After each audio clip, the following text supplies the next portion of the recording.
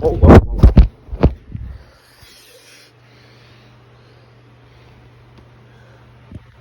Seems that just by starting this video I've made a mistake.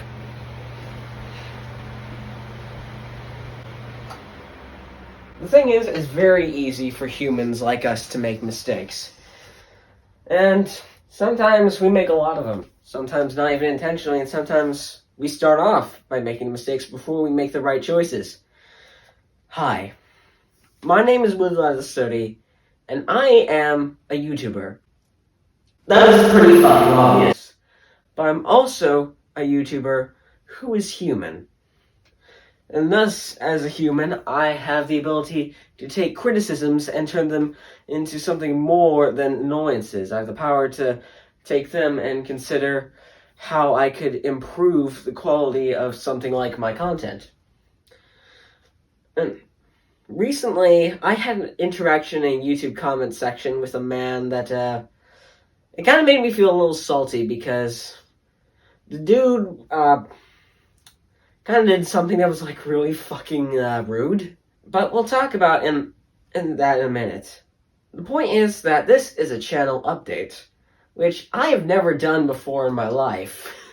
And over a year and a half or so that the Will30 YouTube channel has existed, I haven't ever really released an update on the channel on how things were going forward. And I think that may contribute to why in a year and a half I've only gotten 12 or so subscribers. Which is appropriate when half my videos, or most of my videos even, look like ass. So, what's the point of this video? I'm going to tell you how I'm going to handle the video moving forward and how I'm going to change how my videos are made and the content that I'm making. If it sounds a little echoey in here, that's because I have barely any noise cancelling equipment. I'm not using an external microphone. There's a cat that wants to come in. I should probably let him in. And, well, again, I'm just not a very good YouTuber. But let's have some context, shall we? What is the change? Our first section. The change I'm going to be making is that from now on, I shall be recording my videos using only screen recording on my laptop. Because, as you may have noticed before, I am filming my videos by pointing a phone camera at a TV screen, which is pretty damn barbaric, let's be honest. Sometimes it yields decent results, but at the same time, because of how YouTube seems to compress files, it also ends up looking like ass because of that. What I'm going to do from now on is download a program that allows me to screen record audio from both a microphone and the software that I'm running on the Mac. And I'm also going to be switching almost exclusively to that format, and most of what I've been doing right now, all the previous playlists and stuff that I've made, is pretty much going out the window, and we're doing a continuity reset, or I'm doing a continuity reset, as I'm a single person on this operation. I'm the single person on this operation. So, I'll be using emulators for retro games, and if I ever get a Steam account, I may have some access to more modern games, but at the same time, I'm using a laptop, not a full-blown PC, so I will not be able to do a lot of things.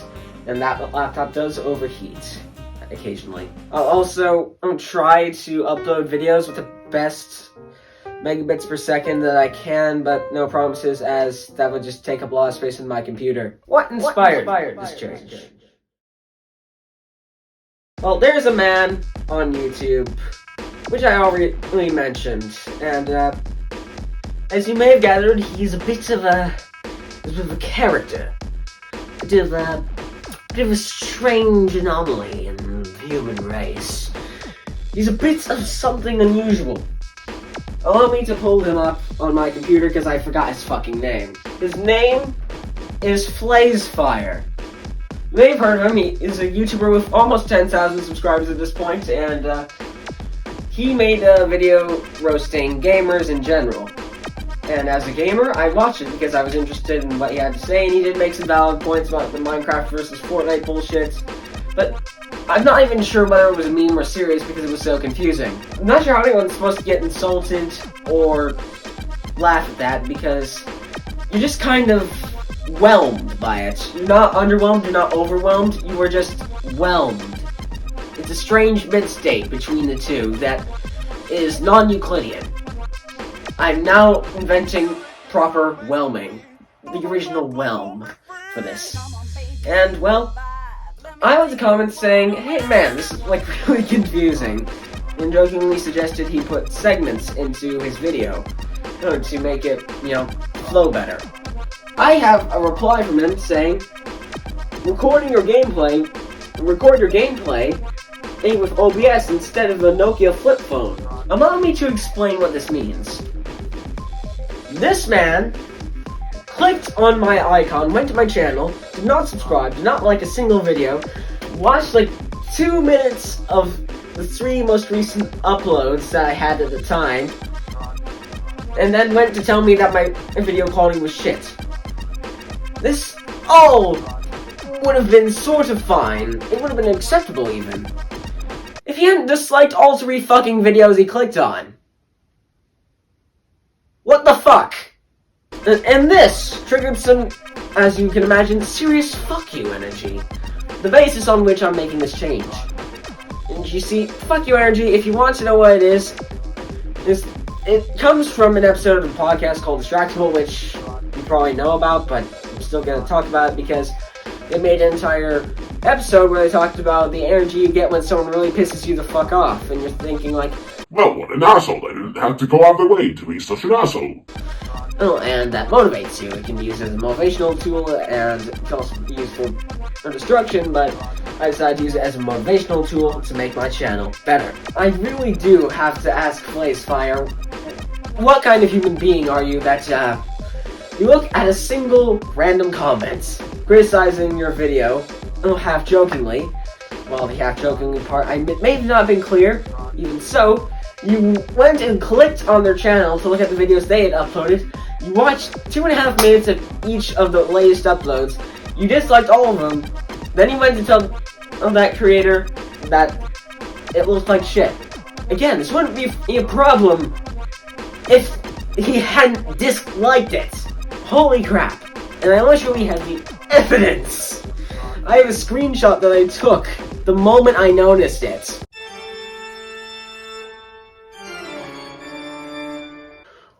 Oh boy! Implications about game piracy.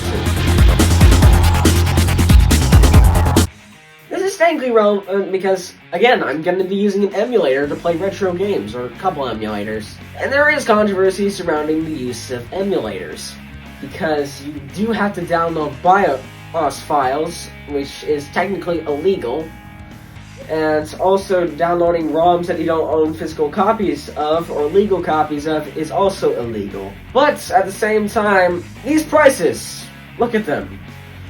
Silent Bomber, Astro Trooper Van Ark, Klonoa the Door to Phantom Isle, Super Mario Sunshine.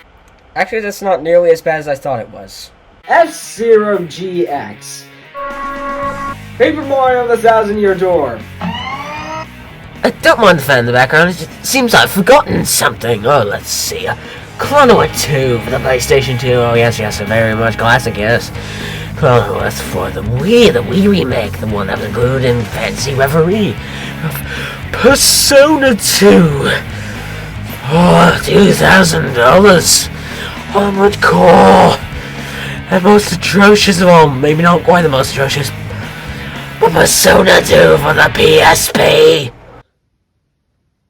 These prices are fucking highway robbery. And also, these are software forms, these are basically programs applications that you can no longer get outside of piracy. Well, I admit, some of them you can, on the rare occasion, but a lot of the time you must pay a subscription for that, and only if you roll with Xbox are you safe from the subscription nonsense. And even when you are, you have a much more limited library than PlayStation and Nintendo do.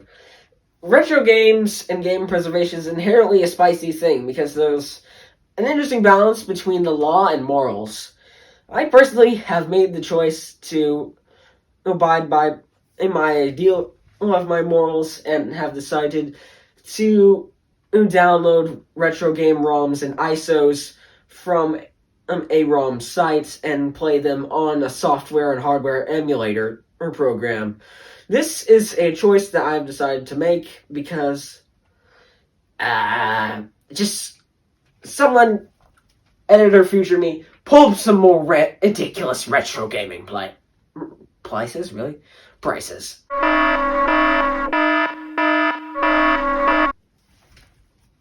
On top of that, a lot of consoles are region locked, and you have to modify them to make them not region locked, and emulator can bypass that completely. So, I would offer a warning to all of your viewers that you probably, unless you want to technically break the law, don't want to do what I'm doing, and you'll want to, if you ever get into emulation, and dump the BIOS from your actual physical consoles that you own and download only ROMs that you legally own. Which I know nobody is going to do because as then it's still region locked, and also like some games, more ridiculous game prices. Now that I've gotten the legality of my situation out of the way, how is my new format going to work?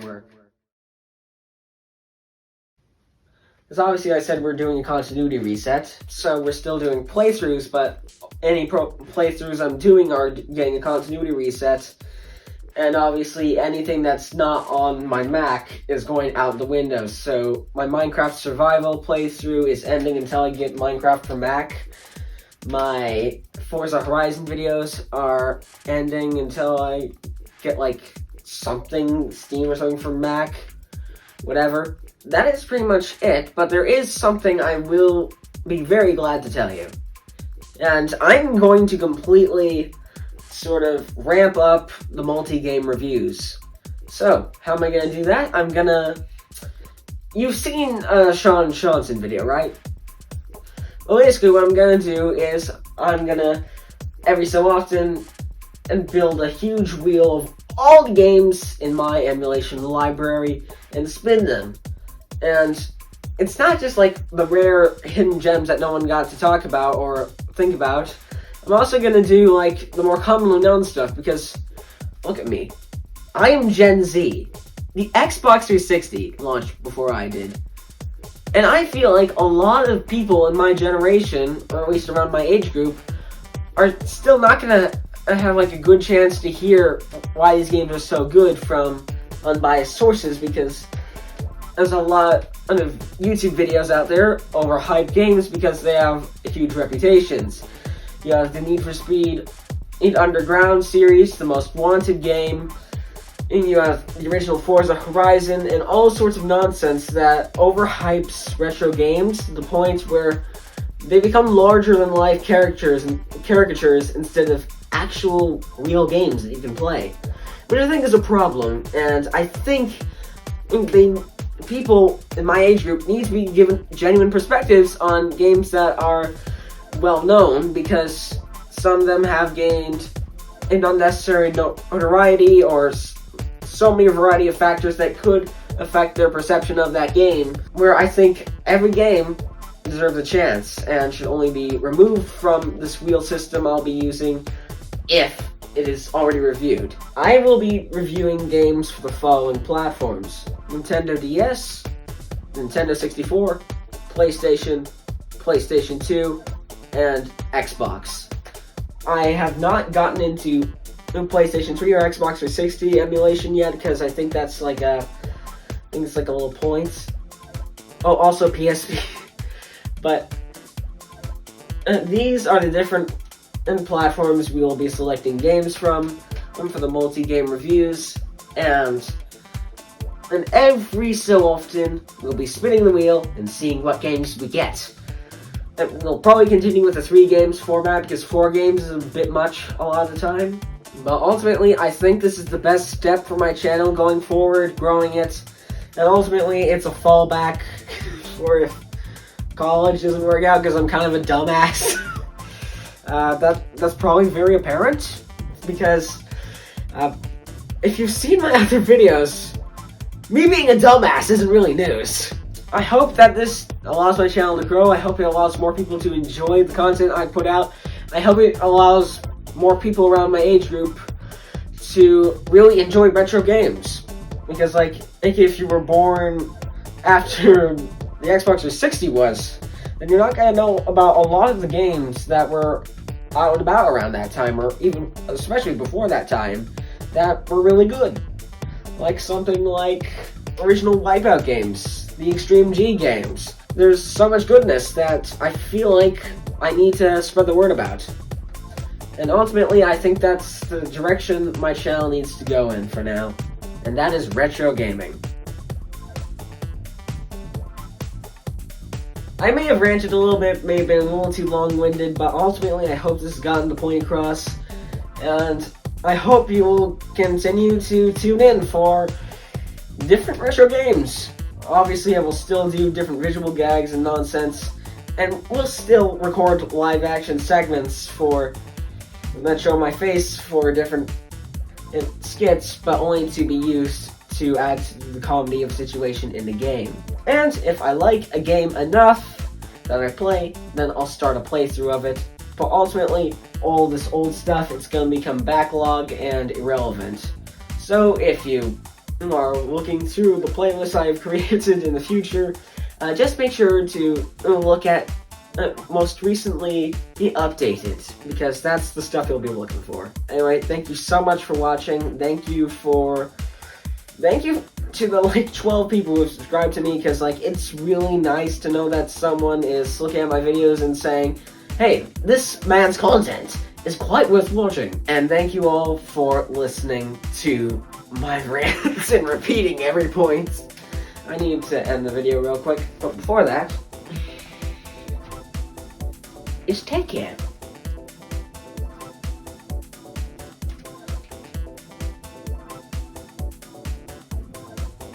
Anyway, dear viewers, goodbye!